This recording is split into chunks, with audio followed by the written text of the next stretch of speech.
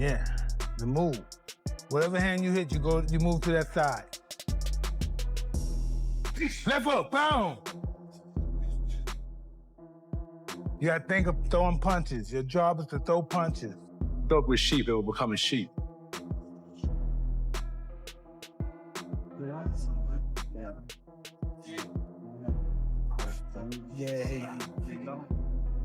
Anthony Joshua is reportedly training with Mike Tyson as he prepares for his upcoming fight against Jake Paul. Joshua has been studying classic techniques connected to Tyson's legendary trainers to sharpen his skills. His camp is fully focused on strategy, speed, and power, with heavy emphasis on conditioning and tactical planning to make sure Joshua enters the ring completely prepared for the challenge ahead. In the gym coming forward, punching to the body with his hard punch. Anthony Joshua revealed how Mike Tyson inspired him, especially with his power and discipline.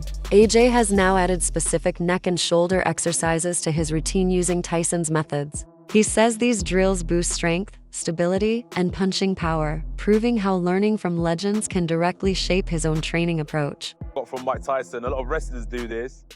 Quite dangerous, actually. Physios don't like this type of stuff, but it's good for neck conditioning. It's called neck bridges.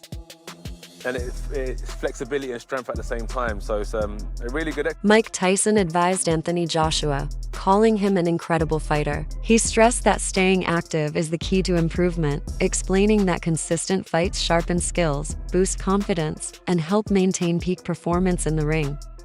That he has a lot of talent and not to get discouraged. He only loses when he quits. When you quit, all the doors of opportunities close. You know what I mean? You have to be game, and then don't get discouraged if you lose. Listen, you just lost, you may have got $30 million. I just think the more time you lay off, the worse you get. Rob, my physio, is looking at me like, what the fuck? I can see you staring at me the same way, like, please don't mess this up. Hey, if it goes wrong, at least you're here anyway. Huh.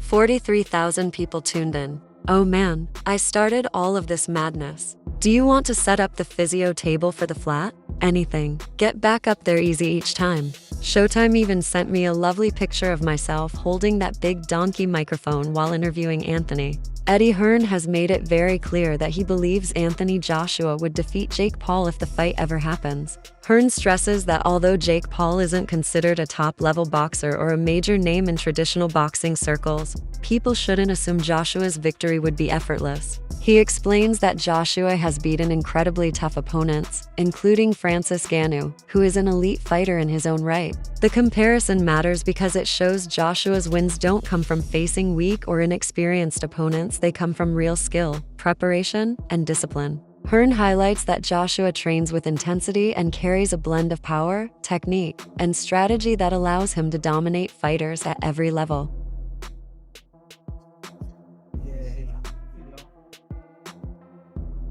Oh, my physio's looking at me like, what the fuck?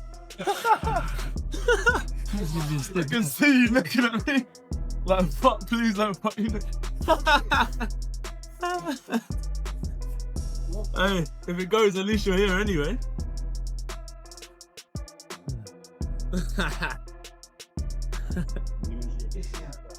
You know, 43,000 tuned in.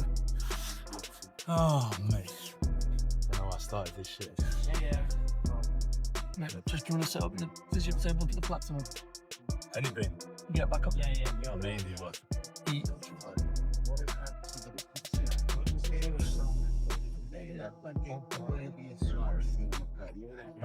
Nigel Benn has voiced serious concerns about the impact of entertainment-driven fights on professional boxing. He believes that when celebrities or social media personalities step into the ring, it creates an imbalance where traditional boxers, those who dedicate their entire lives to training and competing at a high level, do not receive the financial recognition they deserve. Benn points out that the pay for real competitive fighters is often modest compared to the massive sums earned from crossover events that attract viral attention. These spectacle-style fights draw huge audiences and sponsorship deals, resulting in extremely large paydays for participants who may not possess the same skill, discipline, or experience as seasoned professionals. Ben argues that this growing trend is harmful to the sport because it devalues the work and commitment of boxers who have spent years honing their craft. 50 fight, what do you make of that? Yeah, I just said in another interview, great if it is. I mean, if it is, then you've got no problem seeing it.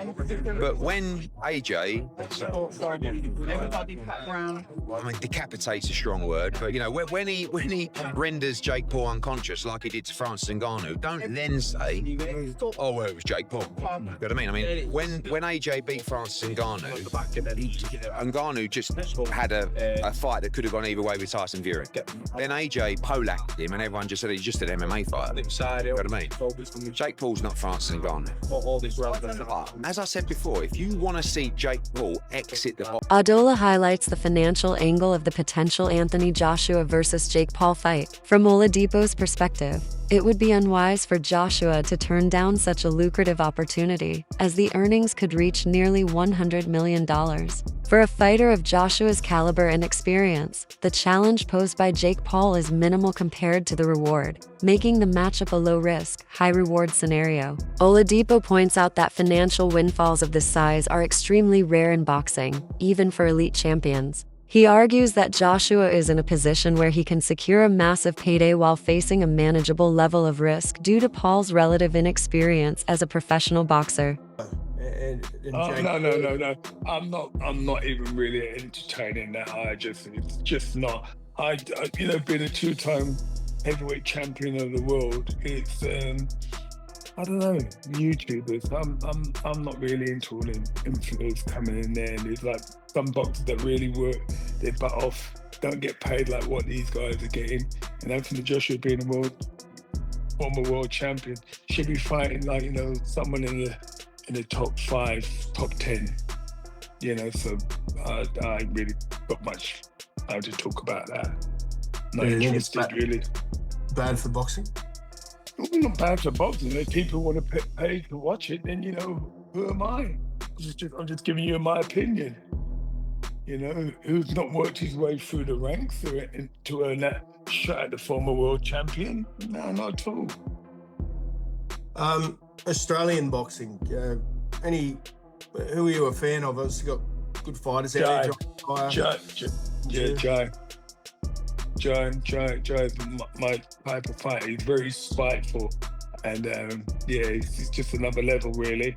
I don't think there's no better cruiserweight around. A large portion of boxing fans have been vocal in their criticism of the idea of Anthony Joshua fighting Jake Paul. Many believe the matchup is one of the biggest mockeries of professional boxing, as it places a seasoned heavyweight champion against a social media personality with limited experience in traditional boxing circuits. Fans worry that Joshua accepting this fight could prevent him from pursuing a far more legitimate challenge against Tyson Fury. To critics, the proposed bout prioritizes financial gain over the sport's competitive value and historical integrity. Social media and boxing forums are filled with frustration about the mismatch, with many questioning whether Joshua's legacy could be tarnished by participating in such an event.